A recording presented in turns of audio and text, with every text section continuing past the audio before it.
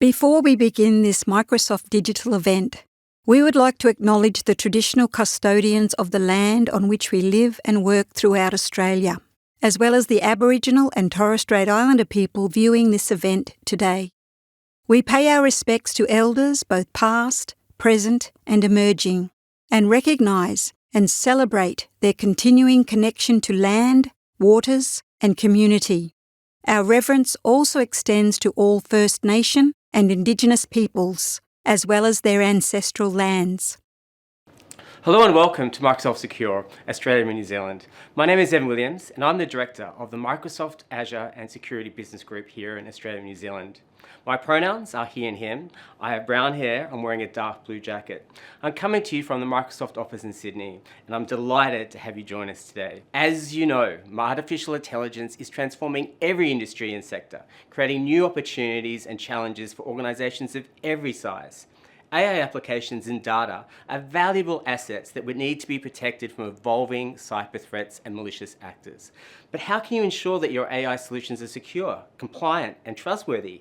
Establishing a robust cyber foundation is critical to embrace the benefits of generative AI. Microsoft is the first security provider to deliver end-to-end AI security posture management, threat protection, data security, and governance for AI. With the new capabilities announced a couple of weeks ago at the Global RSA event, we're empowering you to secure and govern your AI applications and data throughout their lifecycle development, deployment, and runtime. In this event, you will learn more about these new capabilities and how they can help you achieve your AI security and governance goals. You'll also hear from our local experts who will share best practices and insights from working with their customers across Australia and New Zealand. Our local team are online now and I encourage you to submit any questions you may have. Thank you again for joining us and enjoy the event.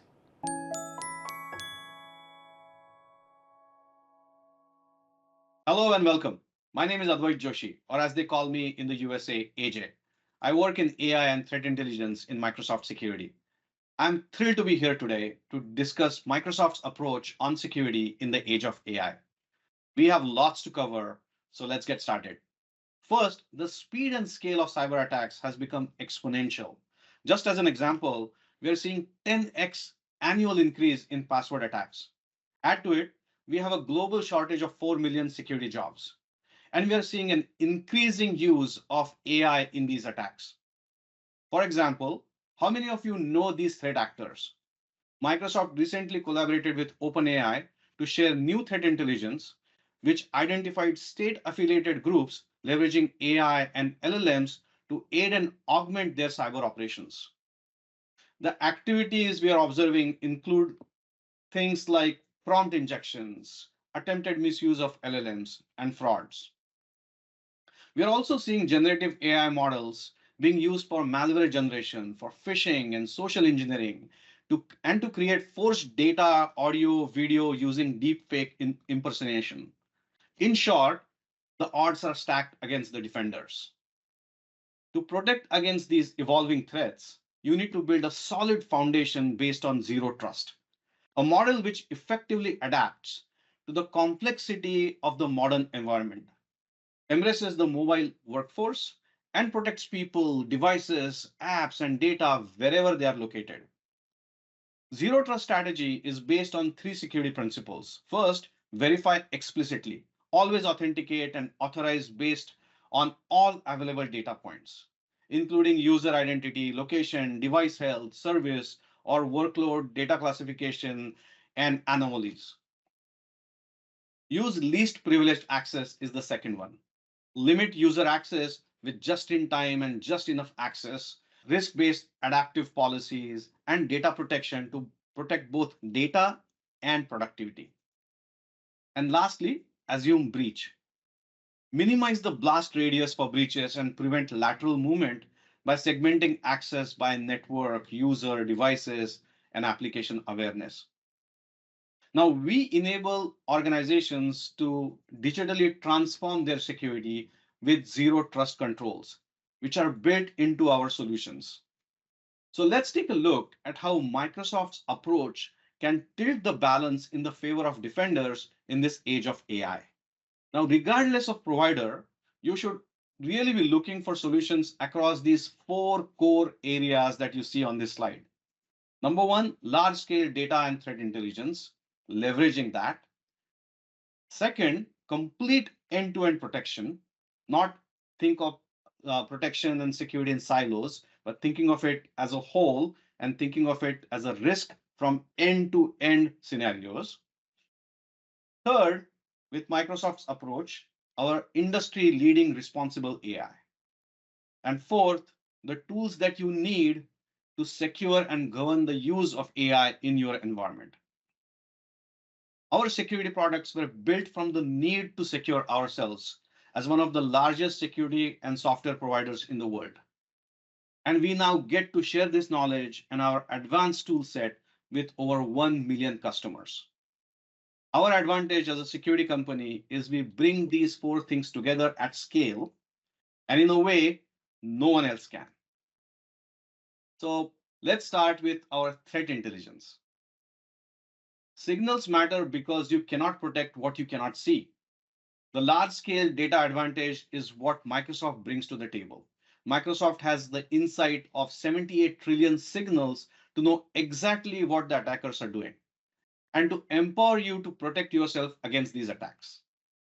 We couple that with the expertise of global threat intelligence, monitoring more than 300 plus threat groups, and the insight on attacker behaviors from more than 1 million customers and over 15,000 partners. Our global threat intelligence feeds the end-to-end protection that we offer. So let's look at that. Microsoft security portfolio has 6 product families providing solution across different scenarios. These are Defender and Sentinel, our threat protection and cloud security solutions. Purview and Priva, our data security, compliance, and privacy solutions. Entra and Intune, our identity and access solutions. And these products together form a flywheel of protection across multi-cloud and multi-platform environments. Each one builds on and strengthens the other. They're all integrated. And these integrated solutions help you reduce the end-to-end risk, not just fixing a tactical issues in silos, but thinking about it from the end-to-end perspective across your organization. And I'm very excited to share recent innovations in this area. Microsoft Security Exposure Management is now available in preview, and it unifies data across the entire security stack and provides you with tools to strengthen your security posture proactively. It collects and normalizes asset data across Microsoft products and third-party integrations to bring comprehensive visibility.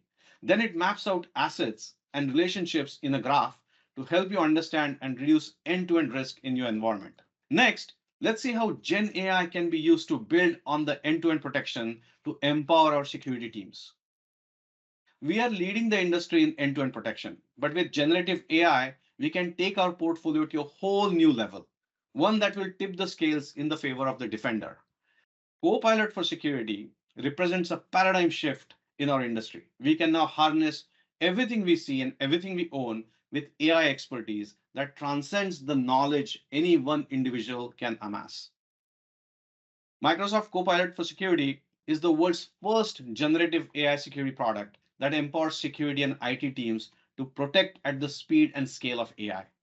With Copilot for Security, you can ask natural language questions to quickly and easily understand what's happening in your environment. You can ask it anything from what incidents you should focus on first to what is the impact to your organization, and it can recommend next steps. Copilot for Security starts with the most advanced model from OpenAI, which today is GPT-4, but will constantly be improved. We then add on Microsoft developed security specific model, constantly revised with dynamic threat intelligence, and an ever growing library of cyber skills and prompt books, all running on Microsoft's secure and reliable AI infrastructure. It continuously learns from Microsoft's unmatched global threat intelligence, security data, skills usage to deliver users tailored insights, hardened defenses, and enables faster response. I wanted to highlight what Copilot can do quickly right now. You can see a variety of questions here in the slide, all in natural language. These are just examples of what Copilot can do to provide a response for? How can I improve my security posture? Are any of my machines infected? Tell me something about a specific incident. We have skills across all our first party integrations that I've talked about. On the right, here you can see a response from Copilot to the question regarding Defender incident 20259. From this simple prompt, you get a lot of information. We see that this incident is of medium severity level. We see that when it started, related IP address and user. We also see that the incident is at the initial access stage of the kill chain, all from this one prompt and all in natural language. Now, what stands out with Copilot is that it provides flexibility to use Copilot as a standalone experience, which provides centralized insights across all products, or the individual practitioners can use Gen AI help within their product workflows in embedded experiences where they're at, where they're working locally every day. To deliver value to security teams, we want to fundamentally improve two core things. One, we want to help security teams operate efficiently so that they can outpace adversaries. We want every analyst to direct their attention to incidents that matter, resolve them more efficiently, and do so with all the critical context and guidance. And two, we want to upskill teams so that they can perform more tasks using limited expertise that they have. What it means is that your junior team members can perform more advanced tasks, and the senior ones focus on the hardest and most strategic problems. Together, we see that these two improvements help drastically improve effectiveness of your security program by reducing the time it takes to respond to threats, refocusing from reactive to proactive tasks. We also learned a lot from an efficiency study recently that we completed by the was completed by the Office of the Chief Economist at Microsoft. This was a randomized controlled trial of seasoned security professionals, and the treatment subjects were able to use Copilot embedded skills in Defender XDR to complete a series of tasks, while a certain group had the same tasks, same Defender XDR environment without Copilot skills. I won't go through everything here, but the findings were extremely encouraging. Even the experienced security professionals were 23% faster across all tasks, 7% more accurate, and 97% of them reported that they would want to use Copilot again. Now, I can't believe that I'm talking about new announcements so soon after Copilot for Security was generally available on April 1st. Gen AI technology is evolving rapidly. We are listening to our customers and design partners, and we are following through with new innovations quickly. I met many of them last week at RSA conference, some of them from Australia and New Zealand region as well. And I'm pleased to share the quick iterations that our team is doing based on customer requests. At general availability, our focus was making 4 primary use cases amazingly easy to use: incident summarization, impact analysis, reverse engineering of scripts, and guided response for incident investigations, taking your security operations to a new level. Um, with all the new feedback and new requests that we are getting, of course, we are building on these 4 scenarios. We continue to invest in more use cases across security and identity. So you see the list of device management, identity management, cloud security, reporting, and much more. And as we progress, we'll be adding use cases and embedded experiences, more and more embedded experiences to what we made available at general availability. Many of these that I mentioned, including device management, identity management, are already available in public preview. Now, post general availability, we have also added a few more scenarios that we announced at RSA, which were not available in preview earlier. Some of them examples are here, where you can write your own plugins for your own data sources, use cases in cloud security, and of course, expanded and new partner plugins to also connect to your existing tools and get data and reasoning over those existing tools. Now let's switch over. I recently read in our internal research that 93% organizations are implementing or developing an AI strategy, and only 1% of risk leaders are thoroughly prepared for these Gen AI risks. The most common concerns that we hear from security and risk management leaders are what kind of Gen AI is being used in my organization and has it been vetted and sanctioned? The second is about data oversharing and data leaks. And the third is understanding the evolving landscape of AI regulations and how to stay compliant with these emerging regulations. So there are three core areas that you need to think about when it comes to securing the use of AI. First, getting visibility to the AI usage in your organization and identifying risks. Second, putting a governing policy and principles in place on AI usage. And third, protecting sensitive data and resources used with AI. It makes Microsoft the only and first security solution that provides comprehensive protection, including data security and governance, security posture management, and threat protection for Gen AI workloads. Let's look at some of these examples quickly. With Defender for Cloud Apps, you'll be able to quickly discover AI apps being used in your environment. Then, with the new AI Hub in Microsoft Purview, you can discover sensitive data and non-compliant data usage in AI in a central place. You can also use new assessment templates in Microsoft Purview to strengthen compliance against AI regulations. And assign data leakage prevention policies to Copilot for Microsoft 365 usage as well. Lastly, you can start developing, as you start developing your own AI apps using Azure OpenAI Service and associated LLMs, Defender for Cloud will help you proactively assess your posture for AI workloads and protect these apps in runtime against all the AI threats. So as you saw, with the scale of our global threat intelligence and Gen AI leadership, you can get end-to-end protection with an extra boost of Gen AI to improve that end-to-end risk and protection and increase efficiency for your security teams. We have great content with demos and practical discussions coming up after this. So stay tuned. And I want to thank you so much for attending this event. Thank you.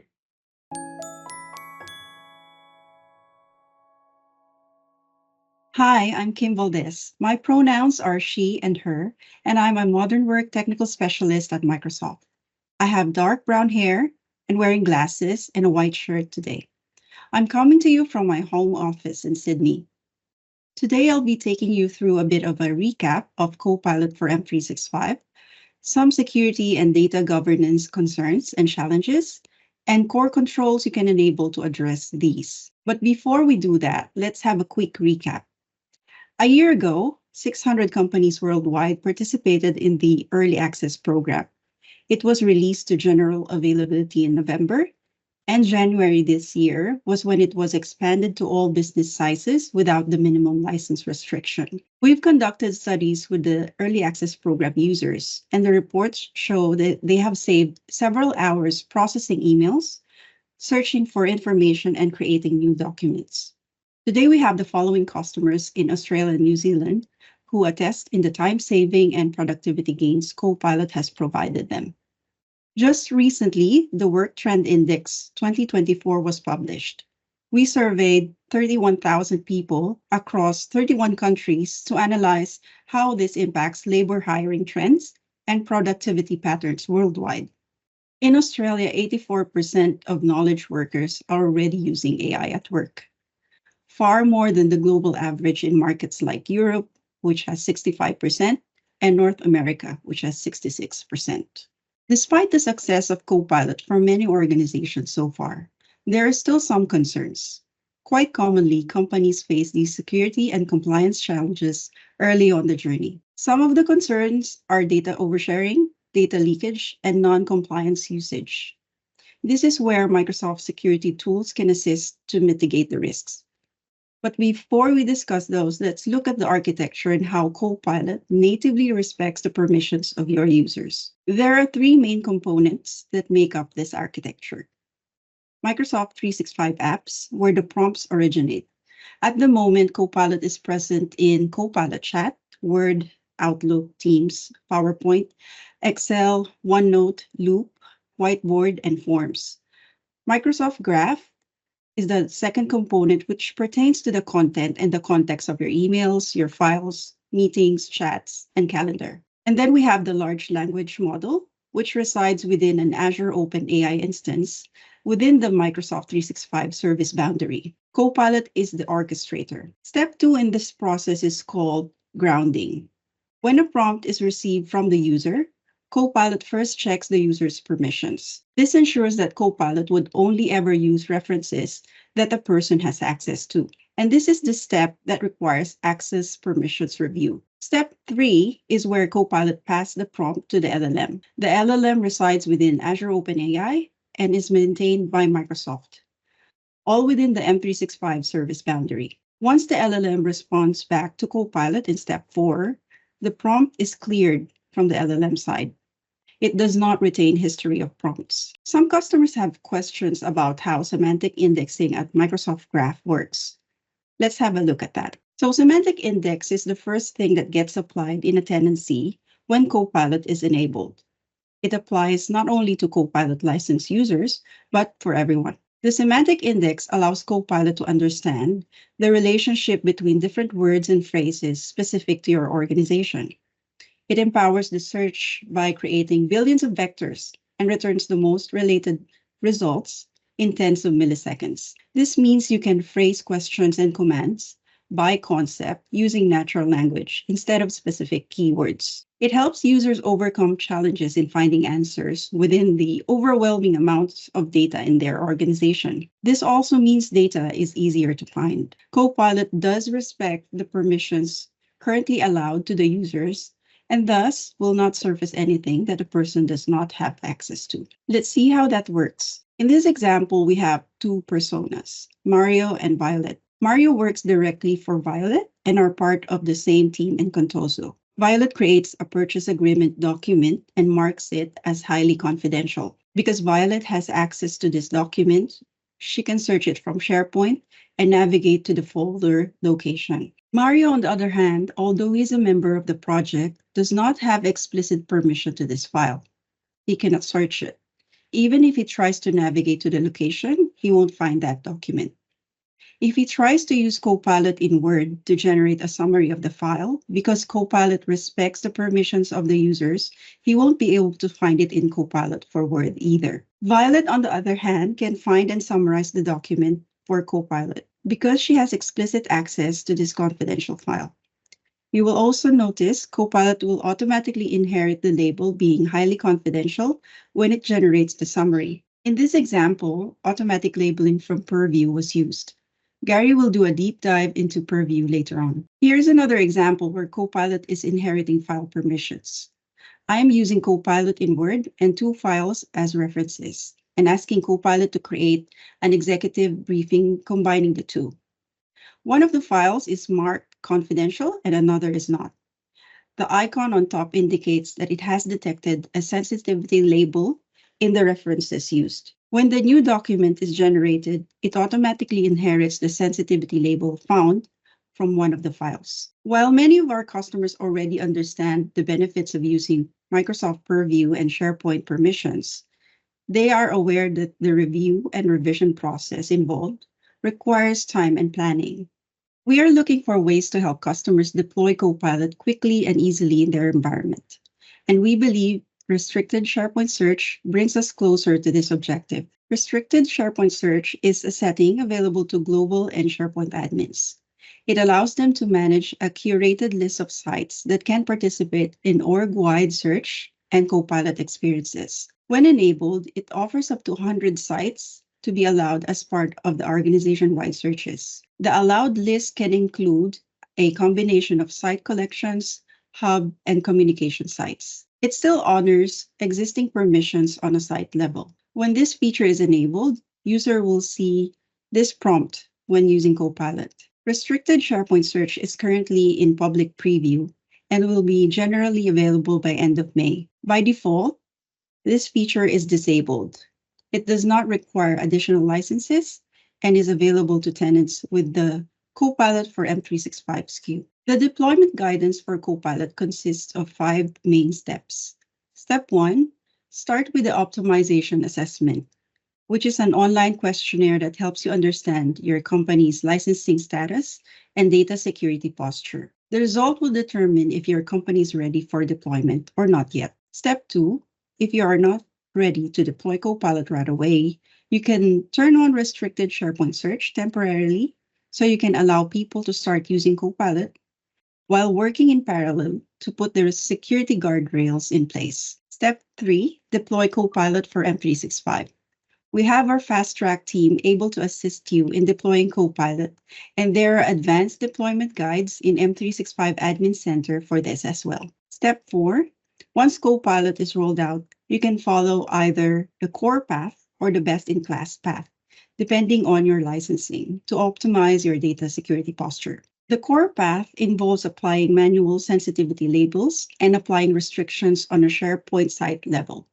You can use the output from the Data Access Governance report via SharePoint Advanced Management SKU, which is an add-on to M365 E3. This report provides a top-level view of potentially overshared sites. It allows or shows up to 100 sites with the highest number of sharing links in the past 30 days and the policies applied to each.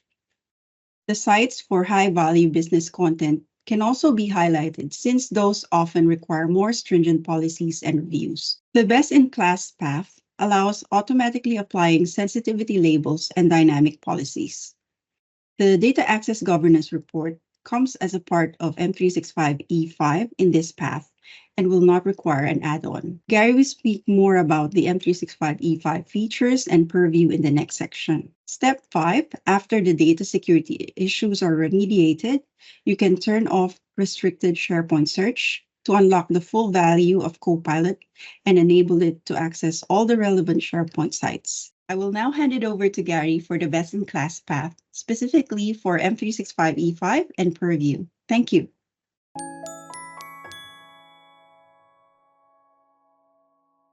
Thank you, Kim. Before we go and look at best-in-class path, let me introduce myself. My name is Gary Boniface. My pronouns are he, him, and I'm a security technical specialist at Microsoft. I have grey blue eyes, I'm wearing a blue suit jacket, and I'm coming to you from a home office in Sydney. So coming back to the best-in-class path, I'm going to take you through these, which essentially is a construct of using and leveraging your E5 security and compliance licensing, as well as still recommending some of the SharePoint advanced management capabilities. We spoke about the data access governance reports that are additive on E3. Those actually do ship with E5, but the one component that I will call out in the advanced management suite is actually the restricted access groups. This is where you can actually apply a restricted group to SharePoint, and even if users have had permissions prior to the content of the files, they will no longer have access unless they're part of that group. That's one way you can very quickly and easily cut down and shut down on overshare and overexposure. So let's go back to the security concerns that we were looking at before. We're going to look at data leakage, and I'll go through that in some detail. We'll talk about data oversharing, as well as talk about some of the governance and compliance concerns that we have with AI. So firstly, what about the discovery and visibility? So if we want to put controls in place, of course, we need to be able to discover. Now, for this, we're going to leverage Microsoft Defender for Cloud Apps, which in itself is not a new capability. We've had the ability to get signals from endpoints, pull traffic logs from proxies, and get an idea of where users are connecting to. But what is new is the fact that we have a generative AI category. We have over 400 applications that are a part of this category, which means we can very quickly group and decide whether users should or shouldn't be allowed to go to these specific applications. We could do this one by one. We can also look at the risk score and risk profile of these apps, and we can actually create a rule that says anything within a certain risk band, users cannot get to that site. Here, I'm choosing to unsanction one specific site, and if I do that and that gets pushed out to the users, when they try and browse to those particular websites, they'll get a block message to say they're not allowed to get access to that website. That's a very quick, easy way that we can actually block undesirable generative AI usage. Talking about visibility, an exciting announcement at RSA was the fact that we've got a new capability within Purview, which is the AI Hub. So it is a preview feature. It's going to be, I'm not exactly sure the GA date, but it's exciting to be able to see some of the new signals that we're getting into the Purview suite. So the AI Hub provides visibility and understanding into which AI applications are being used and also how they're being used. So here you can see the total prompts over time within Copilot, but we also have usage like the information types that are flowing in and out of those applications, as well as, of course, by the application themselves. When you get down into the detail of the actual, into the activity log, for example, you can see here we have a file uploaded to cloud. We can see the target domain that the users are connecting to. We can see the information type that is interacting with that site. And in this particular case, we're in audit mode, but you could very easily have put that to a block and obviously shut down that particular channel. The other thing that's going into the AI Hub is surfacing files and sites that are not protected. So here we can see protected, sensitive data that's been referenced by Copilot responses. And of course, this is a visibility phase, and we definitely want to go and shut that down and either and put extra controls in place to make sure that that data is actually protected when it's getting returned from Copilot. The AI Hub is also a gateway through to these new assessment templates that we have. So the Purview has had assessment templates for a number of regulations in the past. The 4 new ones are the EU AI Act, it's the NIST AI Risk Management Framework, the ISO 42001 and ISO 23894. So these are 4 regulations that are obviously shaping, that new era of regulating AI environments. If we dive into that risk assessment framework, it calls out the controls that we would need to adhere to those regulations, but also provides guidance and recommendations on how to do that. So here we have the recommendation for continuous monitoring, and I will actually walk you through on how to turn on auditing and monitoring within your environment. So coming back to those labels, we saw that a label is inherited within a Copilot interaction, and that's a key part of protection. But not only do we get inheritance, we also get automatic labeling with E5. So here we have a confidential label that's been applied to document based on the information that's on the page. In this case, it's Project Obsidian, which is confidential. And under the skin, though, what that's actually doing is that label has actually got some usage rights associated with that label. So within the Purview portal, when we are creating those labels and you are giving access to that particular label, here you can see you've got your co-author, your reviewer, etc. And that's going to give you usage rights based on that label classification. And what that means is that because Copilot is acting on behalf of the user, if the user is prompting and asking for information that is being protected, that information will not be returned back to the user if it has got the relevant protections on it. Now, a lot of the time we have a document that's written to disk, but even if we're working in fresh content in memory, here we have a file. You can see in the top left, it has not been saved at this point in time. It's brand new content's being created. Again, has Project Obsidian sensitive information in it. And if we were trying to copy that content, and if we had a DLP block policy associated with information type, if we went and tried to paste that information into a third-party Gen AI site, in this example, we've got Bard, you'll see that that block message pops up, and that's a quick way that we can ensure that information and sensitive information is not uploaded to third-party sites. Now, we've looked at a DLP policy, but that's essentially a one-size-fits-all policy. But the other exciting announcement at RSA was adaptive protection has now gone GA. And what that means is we can actually dial up and down the protection levels based on user risk. Now, the obvious use case is insider risk from a disgruntled employee perspective, but it can also be leveraged in an attack scenario. If you've got a compromised user account, you want to ensure that if there's any risky behavior that's been shown through that user account, that they put into a special category, which essentially will block the action from taking place. So you can use that for both compromised account protection, but also striking a balance between productivity and security within your environment as you adopt generative AI. So we've looked a lot at data leakage. Let's kick over now to the data oversharing and the non-compliance usage concerns that we have with AI usage. So for data oversharing, we are also going to leverage the DLP capabilities within Purview, and not only just at the endpoint, but also across email, Teams, etc. So essentially across the whole M365 ecosystem. We spoke about auto labeling, and we absolutely have the ability to do that at a file level. But the other thing that we can do is actually apply that at a SharePoint site library level. That means, so for example, if you had a finance site and you wanted all the files that have been uploaded into the finance site to inherit that confidential label, you can actually do that now as well through your E5 license entitlement. The other part of detecting oversharing is using and leveraging communication compliance, and we can leverage any of the information types that are either that we defined out of the box or some of those trainable classifiers that we can leverage in communication compliance as well. So for example, harmful language, financial fraud, there's a whole raft of trainable classifiers that you can leverage within that environment. So if we change gears over to data governance, communication compliance can also be leveraged within the governance point of view. Again, ensuring that we control the types of information types that flow across those communication channels. But we have the ability to audit all the prompts into Copilot and also responses out of Copilot. So the auditing is the activity and the prompts that are going into it, and obviously data lifecycle management is the actual data that is created off the back of that.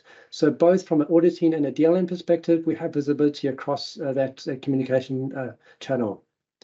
And of course, if we wanted to do discovery of that retrospectively, eDiscovery has full visibility of all that content that's generated within Copilot as well. So let's take a look at that. Here we have the screen showing communication compliance, and in this case, detecting non-compliant content within the prompts. And that can obviously be flagged and alerted on. Here we can see the audits and searching of that audit trail. So we have an explicit activity called Interacted with Copilot, and you can, of course, scope that in terms of users, dates, times, etc. We spoke about retention and data lifecycle management. Now, retention comes in twofold. One is keeping the data to make sure that we have a view of that and the data that's produced from that.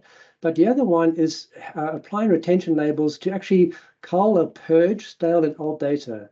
So if we wanted to ensure, for example, that our sales SharePoint site was only returning relevant data and not old and outdated data, we could use retention policies for that use case as well. The last piece was eDiscovery, and here we have a search of a user summarizing a document within Copilot, and we have a full trail of that, and that can also be surfaced through eDiscovery for use in investigations and responding to litigations. Now, when we discover and if we find something and talk about litigations, typically you think of putting a hold or a litigation hold on something. And also we spoke about retention before. Now, retention, of course, means we're going to retain something. It can't be deleted. So even if the user tried to delete something, that retention policy is going to keep that data and ensure that it can't be deleted. Which leads me to my next point, or the next announcement rather. So at RSA, we also announced a preview feature of adaptive protection with data lifecycle management. So I spoke about adaptive protection relative to DLP. This is now kicking it up a gear and attaching adaptive protection to DLM, which means that if you have a user in an elevated risk and that user tries to delete any data within Exchange, SharePoint, or OneDrive, that data will not be deleted in the background. And that use case also lends itself to disgruntled employees who's trying to purge data with an elevated risk, or imagine accounts being compromised. So this could safeguard against attacks as well to make sure that data is not purged from a compromised account. Okay, that was a lot. So let's recap. So first, we have spoke about discovery. We spoke about Defender for Cloud Apps and the Cloud App Catalog, covering hundreds of AI applications. Next, we spoke about AI Hub in Purview and the insights that we can surface through that. We also spoke about the information types that we can control and control the flow in and out of generative AI applications. We also spoke from a protection point of view, we spoke about label inheritance from the source file through to the Copilot prompts, through to the output and produced data. So having that inheritance and label follow from the source to the output is very key in having those protections flow through the organization. And we can use those protections for DLP policies, and also spoke about having adaptive policies to scope that differently to strike that balance between productivity and security. Now, one thing I didn't talk about much was the detection and response side. So all those interactions that we have and any rules that we trigger would obviously surface rules and alerting. And those actually flow through to the Defender XDR SOC platform. So having that visibility and the user space flow through to the SOC is obviously key. And some of the new announcements that we had at RSA was having some extra insider risk signals as part of that SOC experience. So your DLP or your DLP alert that flows through to the SOC, now we have side by side with that DLP alert, we have signals on the insider risk and whether this user is in fact a risky user or not. That just helps the SOC team triage these types of alerts within an investigation. From a governance point of view, we spoke about communication compliance and some of the ML and pre-trainable classifiers that we can leverage within those communications. We've got audit logs and e-discovery that we can leverage, as well as our retention policies to either retain or delete and purge old and stale data. So there's a lot more that was announced at RSA. So we're sharing some of the links to the blog announcements, so I encourage you to take a read of those. Some of the other features that are also quite new and not necessarily linked to RSA, but one call out that I'd make was the adaptive protection, not only with the DLP that we spoke about before, the DLM that we've spoken about, but also linked to conditional access. That's an exciting development as well, and something that can really help mitigate risks when you have risky users in your environment. Anyway, enough said. I hope you enjoy the rest of your day, and please join us for the rest of the session.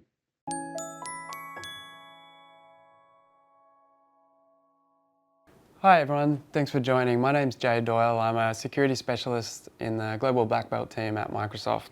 Today we're going to take a deep dive into some of the announcements from Microsoft Secure, where we announced that Copilot for Security was going generally available. So we're going to start with a bit of a recap and some of the lessons learned and news from Microsoft Secure and working with customers over the last 12 to 18 months. Then we're going to take a bit of a deep dive into how you can create and share custom prompt books. Then we're going to look at the knowledge base feature and how you can leverage that to incorporate your business information policies and procedures into how you use Copilot for security operations. And then we'll look at creating custom plugins. So when we announced Copilot for Security last year, really the goal was to be able to help security practitioners operate much more efficiently, much faster, and extend and augment the capabilities that we have within the security teams. Copilot for Security is the first AI assistant that leverages Microsoft and third-party plugins to enable you to do more in security. Over the last 12 months, we've seen AI technology advance really quickly with LLMs like ChatGPT. But Copilot for Security is changing how we're doing security and cybersecurity, and it brings together global threat intelligence, industry best practices, and organizational security data into tailored insights. So let's talk about the news that went with GA. So one of the things that we announced is a study from Microsoft Office of the Chief Economist, taking a look at the way that customers have been using Copilot for Security so far. A focus of the study was how it is making security practitioners more efficient, and we saw that security professionals were 22% more efficient leveraging Copilot for Security. But another really important aspect was looking at the accuracy, so that people are not just able to work faster, but also improving accuracy as well. From the study, we saw that security professionals were around 7% more accurate. And thirdly, we were looking at sentiment. In order for tools like generative AI to be adopted within the organization, it's really important that security professionals want to use those tools. So looking at the sentiment, we noticed, and the studies showed, that 97% of security professionals who were using Copilot wanted to use it again. So we actually shared some more things, including how customers are using it and some use cases around how they've been using Copilot for Security so far. As well as these, we introduced some new announcements, which we're going to dig into in a moment, around custom prompt books, knowledge bases, and custom plugins. So we're going to start with custom prompt books. So I'd like to deep dive into a bit about custom prompt books and how you can use it. But first of all, I'd like to go through a bit of a refresher on what prompt books are. So prompt books are a helpful tool in Copilot which help you in standardizing your security workflows. You can run a series of prompts in succession by putting in an input like a script or an incident number or some other piece of information. Once you do that, it will go through and run a series of fine-tuned prompts which you can then standardize and then scale across the organization. Copilot for Security comes with pre-built prompt books. such as what you see here with Threat Actor Profile Prompt Book selected from the home screen. They're also available in the prompt book library. I have some prompt books I've created, and I have those which are shared in my organization. There's also prompt books which are out of the box provided by Microsoft. So now with custom prompt books, you're able to build your own step-by-step prompt book to align your work in Copilot with existing processes. Today, we're going to do that by customizing the default Defender incident prompt book to align with my organization's incident response. When it comes to prompt books, it's important to keep the goals of the workflow in mind.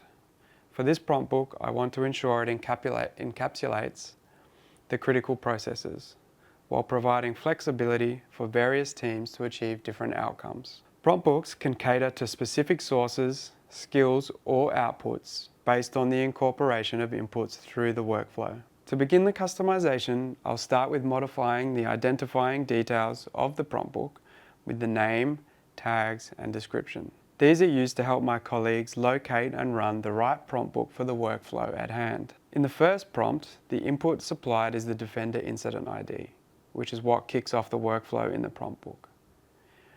Each prompt and response are sequential, building context leading to my outcome. Now, the organization in this example is complex and has numerous business units and subsidiaries operating throughout the world. Many have unique needs. There's a number of different solutions for device management.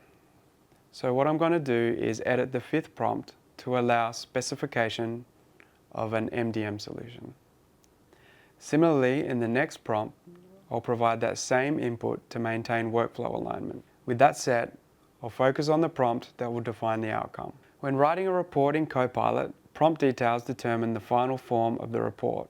Most incidents will probably go to the SOC directors, stakeholders of technology groups, or executives. So the first modification will make the report an input so that a type can be supplied. Next, I know that reports will have audiences that vary based on the incident, so I'll turn the audience type into an input as well. My final consideration is the outcome. Should it provide next steps, key takeaways, risk assessment? Do I need to provide language localization? I can leave both of these determinations operators, and I'll add inputs for different outcomes and a report language. So I'll now save this to my tenant so that everyone can use it and give it a quick test. So when we go back to the library, I can now run the new prompt book. After clicking on a new session, a dialog will appear with the input values required for my prompt book. In this iteration, I'll specify Intune as my device management tool, cater to a technical security audience, and provide them with key recommendations written in Japanese. This will hopefully inform their decision-making process to align their teams with potential remediations. After clicking Run on my prompt book, it will start a new session with those custom inputs and providing a tailored outcome. So what I'm able to do is in a few minutes, I performed an investigation just as a senior analyst would, created a reusable workflow in the form of a prompt book, and built it with the flexibility to be used across my organization. Prompt books are a simple but helpful way to standardize your processes in Copilot. Knowledge-based integrations. So knowledge-based integrations are another new feature with GA. You can include company policies, incident response procedures, standard playbooks for handling phishing alerts, or report templates for communication across different departments. This is really exciting because it means Copilot can leverage and reason across the resources within the session context, which gives you personalized support within Copilot for security. For knowledge bases, there's two ways to bring in your organization's knowledge into Copilot. First is via the Azure AI Search plugin, and the second is through a file upload. So we're going to take a look at how to do that via a file upload. So this is an environment called Woodgrove. And in Woodgrove, we have a lot of security incidents going on. In this case, someone slipped up and accidentally clicked on an email in support of some questionable business venture. So now it's time for the security analyst to investigate this. Our response process starts by pasting in the email headers in question for analysis. In under a minute, I've got back a breakdown of the email, and using this response, I can quickly learn about the origin and nature of the email. I can use that to uncover more about the email sender and their domain. Microsoft Defender Threat Intelligence helps me do that. The passive DNS telemetry gives me a key piece of context here that the domain resolving to the email origin was only associated for a brief time, which is already suspicious. Next, I'll see what Copilot can provide for the IP and the domain.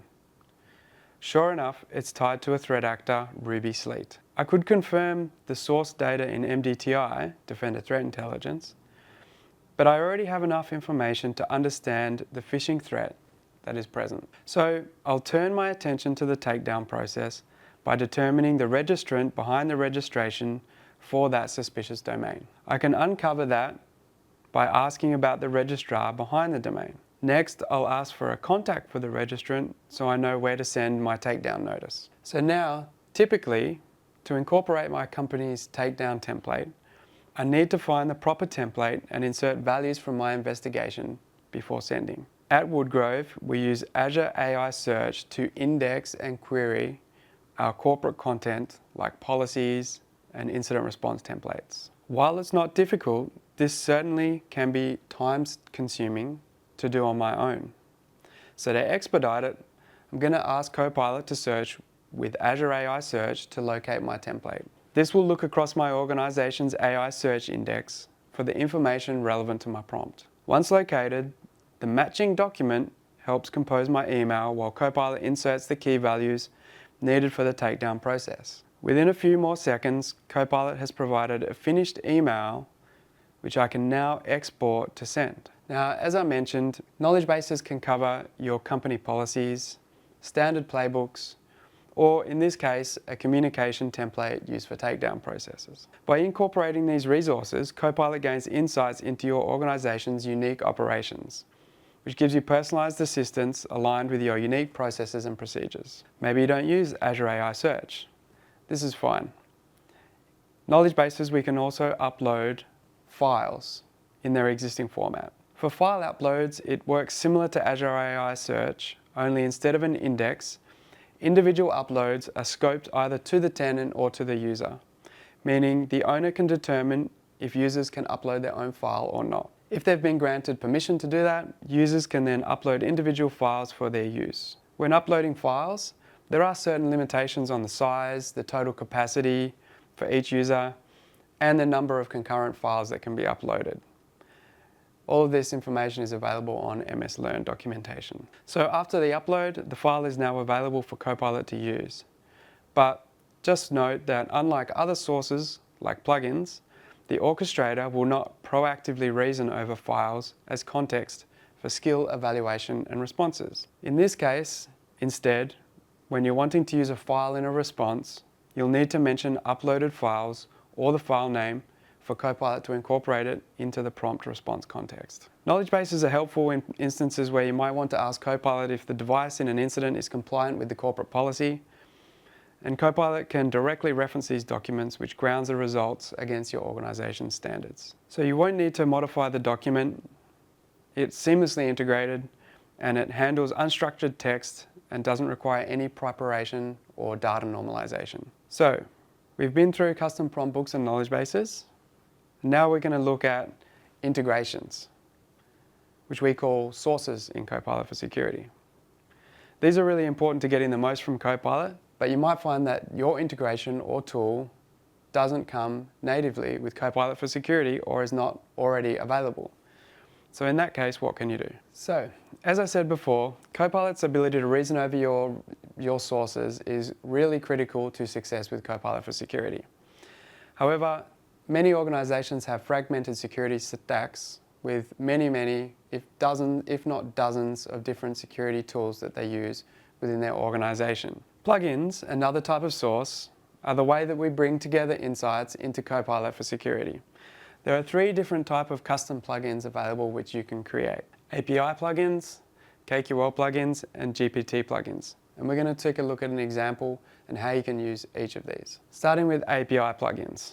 So most security workflows today leverage some type of API. These are used by organizations to connect to their different systems, and we can do the same with Copilot for Security. API plugins in Copilot support custom endpoint URLs, multiple different types of authentication, and parameter passing to endpoints. API plugins are best suited for external or non-Microsoft systems. The next one, KQL plugins, refer to Custo query language. This is the query language used in Microsoft security tools like Defender and Sentinel. What we can do with this is we can leverage KQL to analyze data within your security tools. If you've worked with Microsoft tools much in the past, you will already likely have a number of different KQL queries that you use within your organization.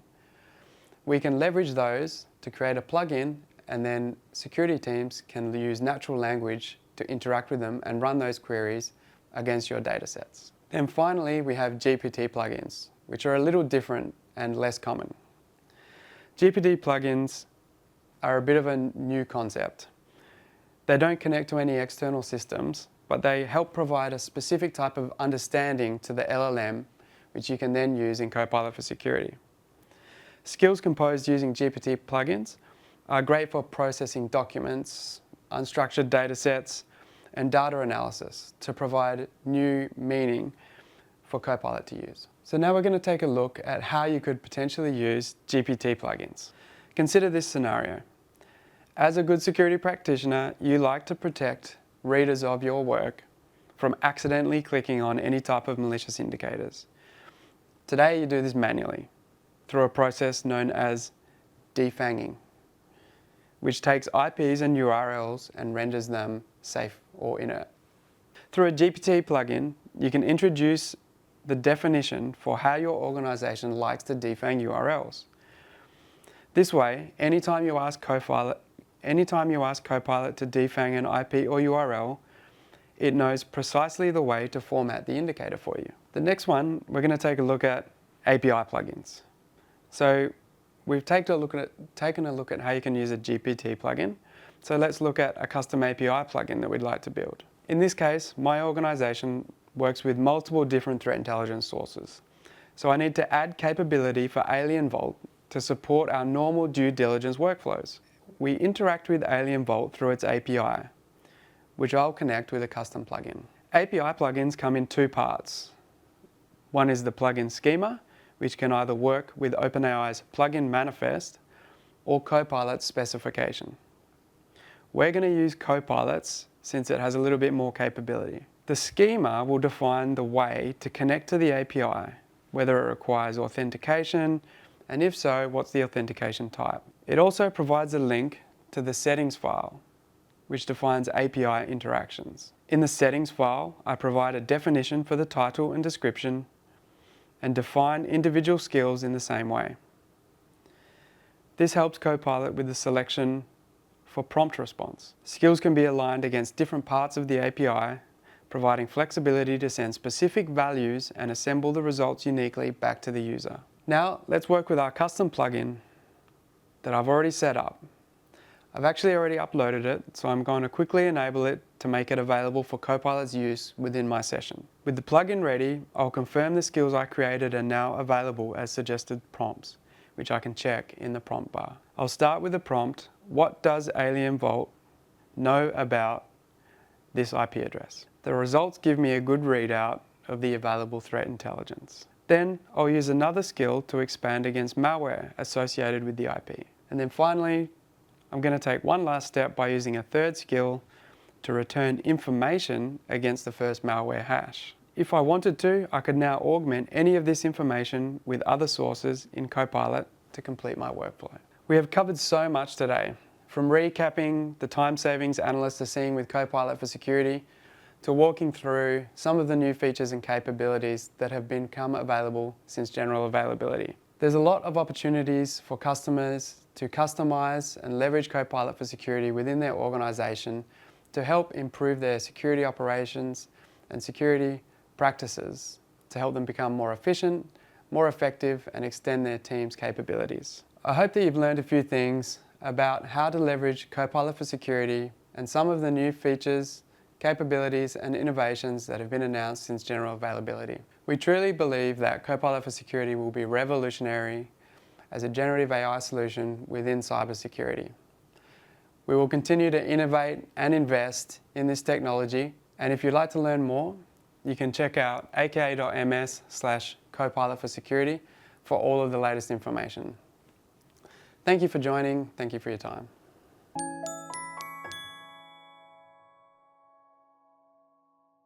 Hi everyone, my name is Deepika Mahankali and I'm a security technical specialist at Microsoft Australia.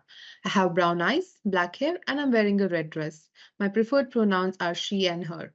A very warm welcome to you all to this MS Secure session on Essential 8 and SOCI, Achieving Regulatory Compliance in the Era of AI.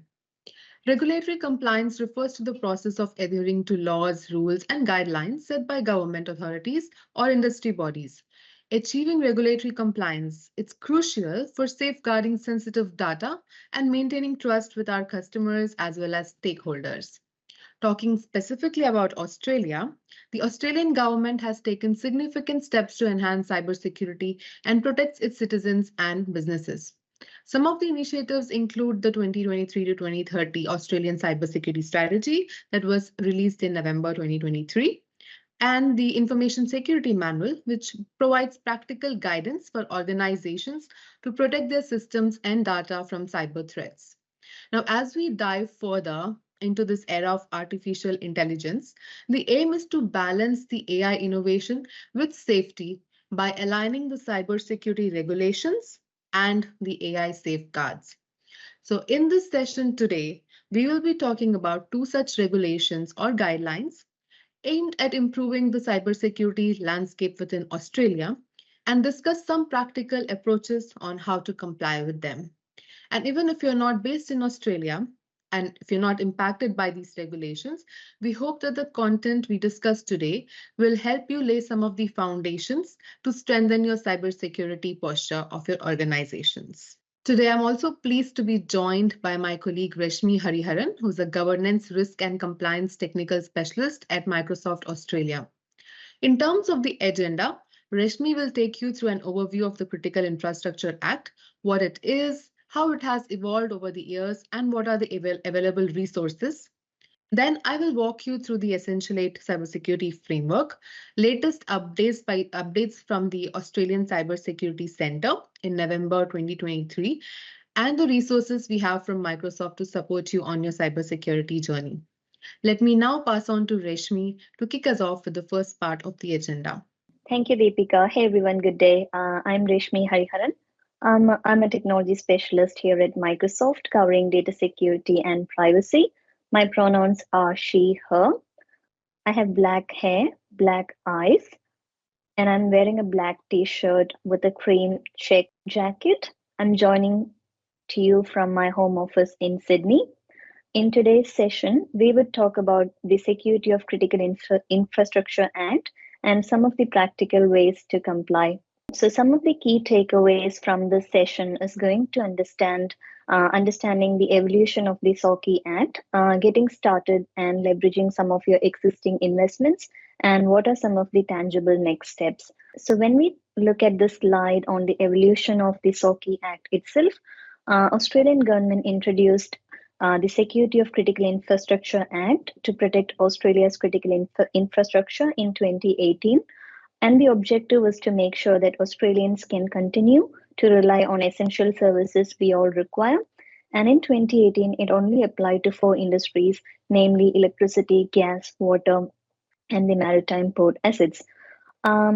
Later, in 2021 and 2022, the SOCI was amended and it was expanded to cover 11 different industries. And the end game was really to uplift security and resilience of critical infrastructure assets by taking an all-hazard approach, covering physical security risk, cyber security risk, personnel security risk, and supply chain security risk. So let's look at 11 of those industries that are covered under the SOCI Act currently. Those are, as per the slide, communications, data storage or processing, financial services and markets, water and sewage, energy, healthcare, medical, higher education, research, food and grocery, transport, space technology, and defense industry sector. And there are different asset definitions within each of those industries. And how does if we take an example, for example, the energy asset, what does a single asset look like? And this is something that organizations must consider um, and classify as an asset that comes under the SOCI Act. Organizations must consider components that provide core functions as well as those that support the provision of the service, integrity and reliability of the asset, and confidentiality of information relevant to the asset or handled by the asset. And there is guidance on the CISC website, but ultimately it's up to the organization to define whether they are operating a critical asset based on general guidance. Now, if we look at the definitions of the Critical Infrastructure Act itself, some of the core requirements in there, the SOCI Act has some prescribed objectives, and it's worth looking at them in a bit of detail. The first one is that collectively as a country, we need to know who owns and operates the critical infrastructure we all depend upon. We also need to ensure that government regulators, owners, and operators will cooperate with each other when it comes to managing risks that affect the broader community. Next, the Act specifies that responsible entities are legally obliged to identify and manage those risks. And for systems of national significance, there is an imposition of enhanced cybersecurity obligations in addition to the preceding obligations. And finally, the creation of a framework that enables the government to respond to serious security incidents. And now, if we look at some of the requirements of SOCI and the implication of non-compliance, so there is this positive security obligations risk management program and enhanced cybersecurity obligations. Under the positive security obligations, every agency that operates a critical infrastructure asset must maintain a register of critical infrastructure assets. The second one under the positive security obligation is that organizations must have cyber incident reporting obligations to ACSC that impact the delivery of services, and there are methods in which government assistance can be provided when it comes to responding to cybersecurity incidents. And as part of the risk management program, it needs to be attested by the board, and risk management needs to be integrated across all hazards, which we covered earlier. Each of the rules under the risk management program outlines controls around various hazard areas.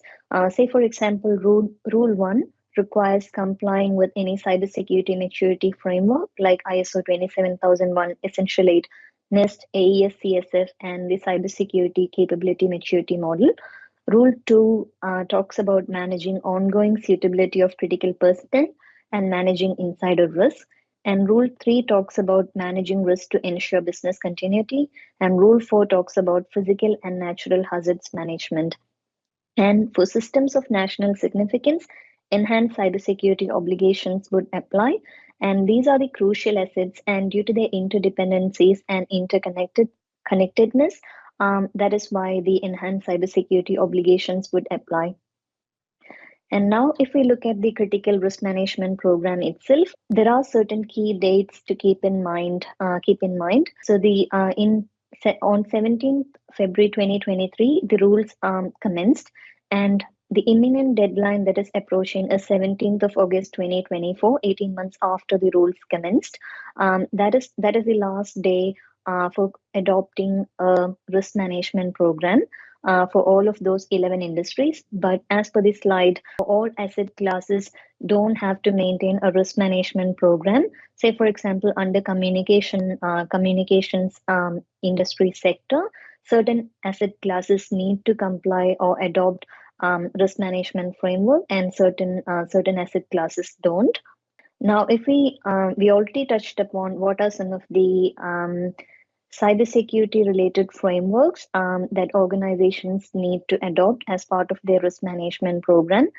It could be ISO 27001, Essential 8, NIST, etc. And in the next session, my dear colleague Deepika would dive deeper into Essential 8 compliance itself and what are some of the artifacts and collaterals available at Microsoft in order to make that compliance easier. And in terms of some of the tangible next steps for SOCI itself, in the interest of time, we have produced a white paper. Microsoft has jointly created a white paper with EY on how organizations can start to think about complying with the SOCI Act. What is the SOCI all about? What are some of the themes emerging out of the SOCI Act? What does good look like? End of the day, people want to know when you start on that compliance journey, what does good look like? And what are some of the measures in which you can leverage your existing investment? So we have done an extensive mapping at Microsoft, correlating the requirements of the SOCI Act and how Microsoft technologies can support in meeting some of those requirements. So that white paper is available for download at that link shared in this slide. But do reach out to us, your account team or security sales specialist for that detailed mapping of the SOCI Act requirements versus the Microsoft technology stack. With that, thank you very much. I'll hand over to my colleague Deepika. Thanks, Rashmi. I will now briefly overview the Essential 8 maturity model and discuss some of the resources available from Microsoft to help you achieve compliance with Essential 8. So what is Essential 8? Essential 8 is a risk management framework that prioritizes 8 mitigation strategies to help businesses improve their cybersecurity posture. The Essential 8 security recommendations have been published by the Australian Cybersecurity Centre and are considered the 8 most effective foundational controls when it comes to mitigating cybersecurity incidents.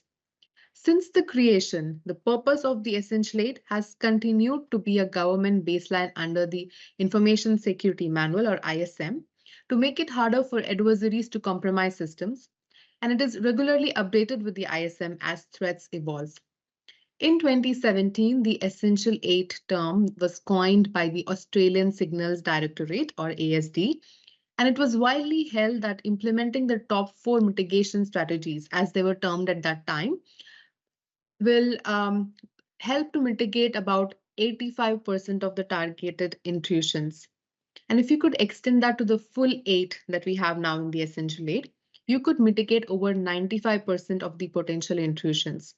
This was also supported by Gartner research that found that over the prior decade, 99% of successful cyber breaches had utilized an already known attack vector at the time of the breach. The Essential 8 strategies can be broadly segmented into 3 groups: controls that are aimed at the prevention of attacks, controls that are aimed at limiting the extent of the attacks, and in the event of a failure, controls aimed at recovery of systems and data. So it's all about defense in depth. These strategies are designed to work together. Individually, they're all powerful controls to protect individual components and operations of your systems. Together, they represent a multi-level approach that provides comprehensive protection. Organizations can measure the effectiveness of the Essential 8 controls using the Essential 8 maturity model. This model describes 3 target maturity levels, level 1 through to level 3, which are based on mitigating increasing levels of tradecraft. The maturity model also includes maturity level 0, which exists for capturing instances in which the requirements of maturity level 1 are not met. As part of the guidance provided by ACSC, there is also the Essential 8 Assessment Process Guide. This provides detailed assessment methods for each security control within the Essential 8, including multiple approaches for testing each security control for instances in which the preferred option is unavailable. The guide provides detailed information for assessors to assess the use of compensating controls in the context of the intent of a model along with a report template. The Essential 8 maturity model is updated annually to provide cybersecurity advice that is contemporary, fit for purpose, and practical. Updates to the Essential 8 maturity model are often informed by cyber threat intelligence, feedback received from across government and industry, insight from penetration tests, Essential 8 implementation assessments and uplift activities, as well as the responses to ASD's annual cyber survey. The key focus areas for the November 2023 update included balancing patching timeframes, increasing adoption of phishing-resistant MFA or multi-factor authentication, supporting management of cloud services, and performing incident detection and response for internet-facing infrastructure. The Essential 8 framework is not just a federal mandate, it's a nationwide movement. From government agencies to private businesses, its adoption signifies a collective step towards robust cybersecurity in Australia. Now, talking about different regulations, we appreciate that there could be an overlap of some of the controls against other frameworks, which means that the time and effort spent on these controls will also help with the alignment to other obligations that you might have. As we are discussing about AI and the evolution in technology today, one of my colleagues very smartly used M365 Copilot to summarize the controls in Essential 8 and map them to similar controls in other frameworks. As you can see on the slide, this is the output of the refined prompt, which also gave the results in a table format. Of course, as these results are generated by AI, they should always be checked for accuracy. Now I'm going to cover some of the resources we have from Microsoft to help you comply with Essential 8. The Microsoft Purview Compliance Manager, which is available as part of our compliance solutions, consists of assessment templates for industry and regional regulations, such as the Essential 8. These assessment templates provide a means for you to track how the compliance is or the implementation of the controls are within that specific framework. So they are controls which are automated and automatically picked up based on the configuration you have in your tenant, or can be manually updated if the implementation is being done outside of the solution, or if the type of the control is not technical, as there may be operational or documentation related controls as well. Compliance Manager basically provides one place where you can track progress with a specific regulatory framework, and then update your progress as you go along implementing the controls. This is an example of how the assessment looks like for a maturity level 2 Essential 8 template. As you can see, it shows the progress made based on the implementation of the controls by yourself or the organization or Microsoft as a cloud service provider in the backend. This is a split up of the 8 controls within the Essential 8 framework, and then the bars indicate how many of these controls have passed or how many have failed, and then what steps you need to take will be shown under the recommended actions and how you can improve your compliance for that framework. This example also shows you how the implementation details can be updated if anything has been done outside of the solution. This is a one-stop place where you can upload all the evidence. If something has been uploaded or documented in a file outside, you can upload that link or the document here so that everything can be tracked in one place. We will be sharing more details on how you can access these assessment templates. It's available as part of the E5 compliance license, or there is also a 90-day trial available to try out the assessment templates. You can try up to 25 templates for about 90 days. So that gives you a good time period to test out and figure out whether these help you meet your requirements or not. Second are the Microsoft Learn Pages updated documents. So we have a V team within Microsoft who has been working together with ACSC to get their feedback and also updated based on the November 2023 release. And we have how-to guides for each of the controls with specific details on how you can implement the Essential 8 controls across the different maturity levels. This is an example of the multi-factor authentication document. And this is another one for the patch operating system. So as you can see, there is detailed how-to guidance on each of these controls across the maturity levels. And last but not the least, how many of you have been using the M365 maps? For those who don't know, M365 maps is a collection of licensing diagrams published with the aim to simplify the navigation through the M365 licensing. Although it's not official, but one of our colleagues, Aaron, has built it as a passion project outside of his working hours. And today we all have been using it extensively as it's a great tool. Now, on the M365 map site, we also have a specific section for Australia, which has been recently added. And it consists of a mapping for the Essential 8 controls with the licenses or the features within the M365 suite. So if you have, say, are you looking at targeting the maturity level 2, and you would like to know what level of maturity you can reach with the solutions that you have with your existing license, you can use the feature known as feature maps, select the maturity level, And then that will highlight all the boxes or features within the M365 E3 and E5 licenses required to implement the 8 controls. So with that, we have come to the end of today's session. Hope you found the session useful and enjoy the rest of the MS Secure event. Thank you.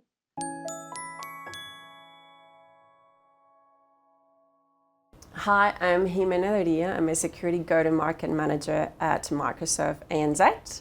My pronouns are she and her. I have long brown hair, brown eyes, and I'm wearing a navy jacket and a blue shirt and blue jeans. And I'm here with Evan. Hi, I'm Evan Williams. I go by the pronouns of he and him. I'm the Microsoft Azure and Security Business Director for Microsoft Australia and New Zealand. We're coming to you today from the Sydney offices in Microsoft, and we're here to explore the impact that Gen AI is having on building talent pathways for the future.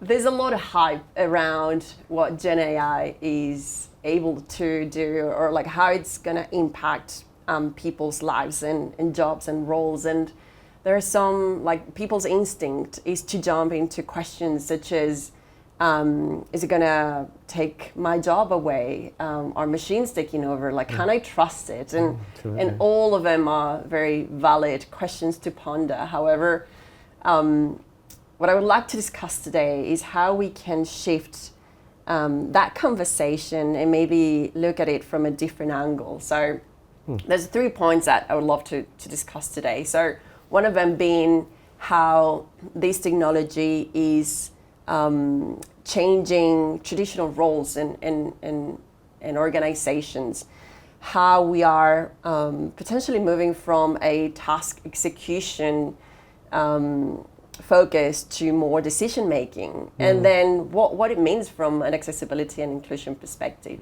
So let's take a look at the first point, redefining traditional roles in organizations. And obviously in recent years there's been a shift in what matters most in the way people work. I would love to get your perspective on what you think AI has, what role AI has played in this shift. In the shift, yeah. So I think, post-COVID, there's been a lot of changes in the way employees want to work. People really love to keep the flexibility they've enjoyed, that they've adopted essentially through COVID. And now as they're going back to work, they want to make sure that they can still have a bit of that work-life balance as they transition back. Gen AI tools can really, such as the Copilot for Security that we've got, can really play a big role in enabling that. In fact, actually, in the recent Work Trend Index report that we released, it showed that 75% of employees expect to be able to use Gen AI tools at work, and actually 78% of them are bringing their own AI tools to work. So this profound, shift in the adoption of Gen AI is expected and is in play right now. So it's clear that you, as an organisation, you should have policies in place to address that. And so I think if you don't do that, you're potentially putting your organisation at serious risk of, allowing the adoption of these tools, which could expose you. So absolutely, this huge trend of bring your own AI back. Yeah, that's massive. So Jimena, you mentioned this shift in task execution and decision making. What do you mean by that? Yeah, sure. So AI has now helped, in a sense, remove some of those repetitive tasks that people tend to do, and is allowing everyone to do more important tasks and things that require more strategy and decision making. And you mentioned the Microsoft Work Trends Index report that we just released, and there were some really interesting findings in there. 90% of people said that AI saved them time in their day-to-day job. 85% of them say that it allows them to do more important work. And then 84% of them said that it allows them to be more creative, which ultimately makes them enjoy their work a lot more. So that has a profound impact in the way people work and how happy they feel about it. Yeah, absolutely. I've seen that a lot in my team. People love to be creative. Brings out that enjoyment. So how do you think this relates to cybersecurity? Yeah, absolutely. So you know that we our generative AI solution for IT professionals and security professionals, Copilot for Security, is now generally available. But we had some early adopters in the early access program, such as Australian Super.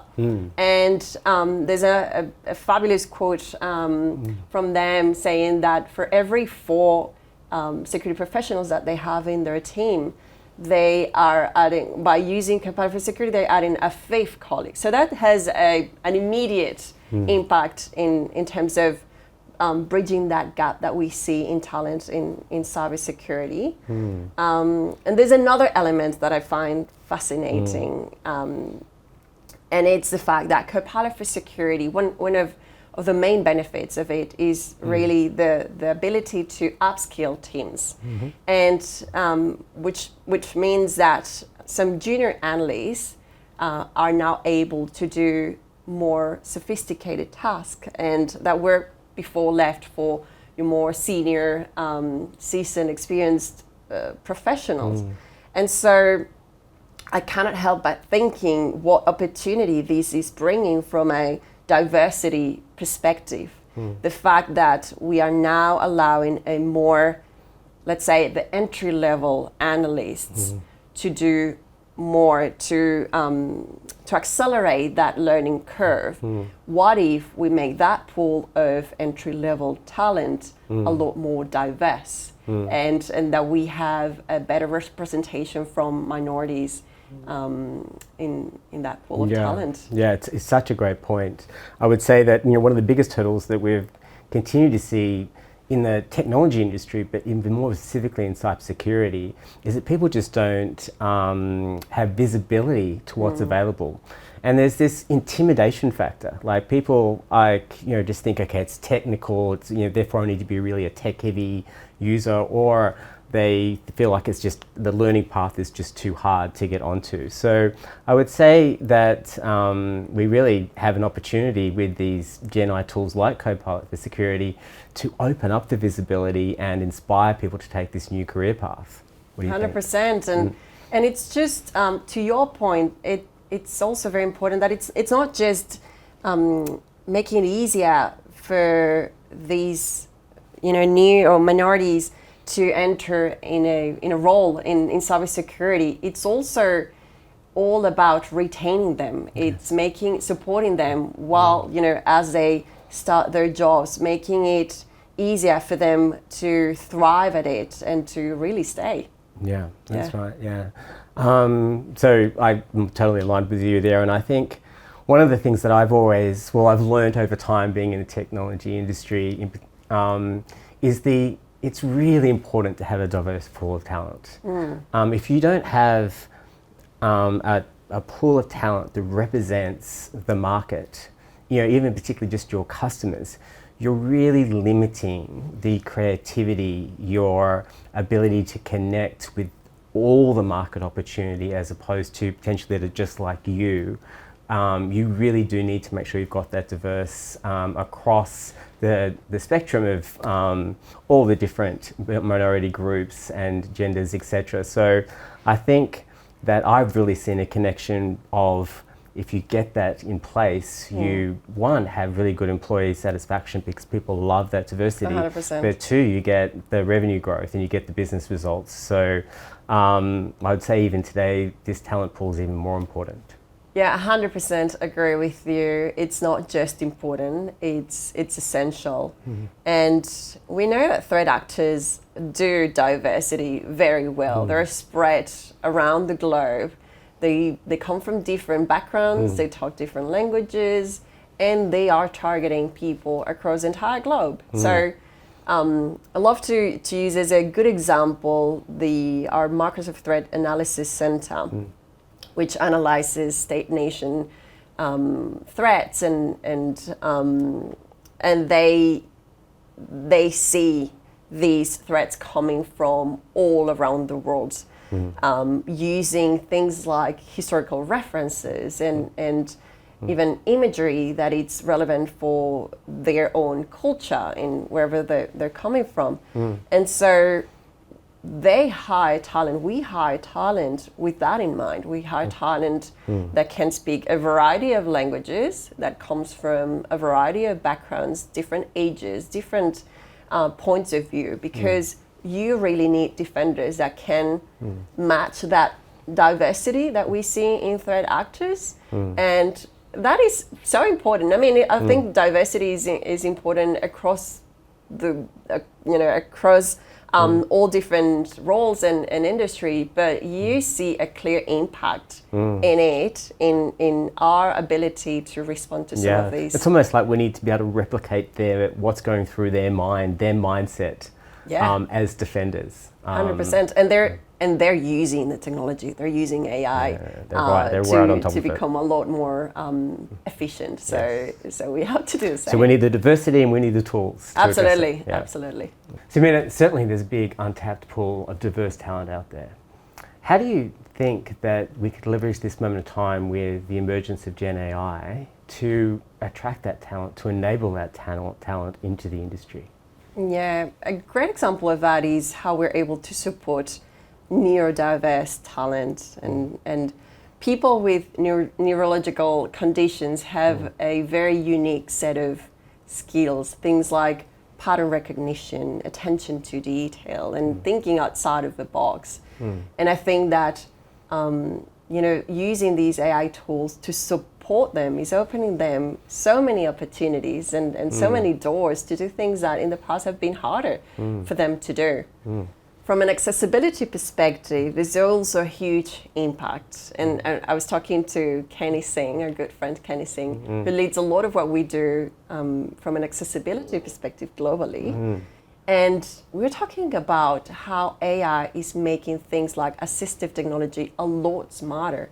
So this technology that was already helping people with certain conditions and special needs is now getting so much better. And it's allowing them to be so much more independent and do things that were not as easy to do before. So things like synthetic voice, for instance, for people who cannot speak, it's now allowing them to maybe get into roles and jobs that they didn't have the opportunity to do in the past. And that independence factor is so important for these people. So I think I'm an optimistic. I can't help but being an optimistic about the opportunities. If you look ahead. at that example of Kenny, what an amazing talent, and he is just able to thrive, and he's leveraging the tools and the confidence and his insights, the impact he has on the business. Just think about opening that diverse group of talent up as we go forward. It's going to be a huge impact. Absolutely. I can help but feeling optimistic about everything that we're experiencing today and the opportunities ahead. And taking the words from Vasu Jakal, our CVP for cybersecurity, who calls herself an AI optimist, she really prompts defenders to be that persona to make this happen securely, to bring leaders the confidence to adopt this technology for their organizations, for themselves, and to continue growing. And I totally agree with her. I think we have the opportunity to really enable defenders to do so. I'm with you. I mean, I'm very optimistic about the future. I really do feel like that we're at this point in time where the tools are really enabling us to just do great things within business, but with a greater diverse pool of talent. So it's exciting times. So just to wrap up, we have gone through 3 key points today around how we can see the impact of AI in talent in a different way. So one, redefining traditional roles in organizations, that shift between task execution versus decision making, and then the implications from an accessibility and inclusion perspective. So I've enjoyed this conversation. It was a great conversation. We want to thank everyone for listening to the session today, and we look forward to connecting in the future. Thanks, Absolutely. Thank you. Thank you to all our presenters and to you for joining us today. We value your interest in our event. Our local experts are still online to answer any final questions you have. If you'd like to revisit any of the content we shared today, keep an eye out for an email in the coming days with a link to watch the recording on demand.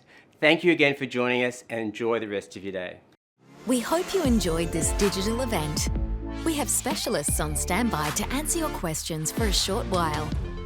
To ask a question, type it into the chat window now and we'll get to it as quickly as we can. You'll also find a resources widget in the bottom middle of your screen. We've put additional links in there to learn more about what we've covered today.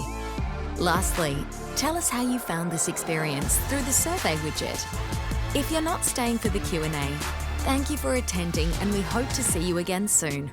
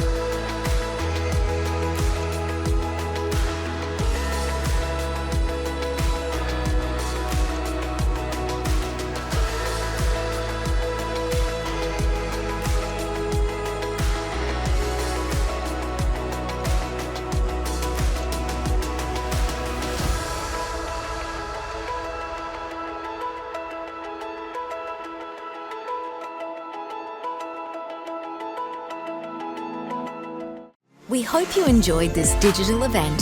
Thank you for attending, and we hope to see you again soon.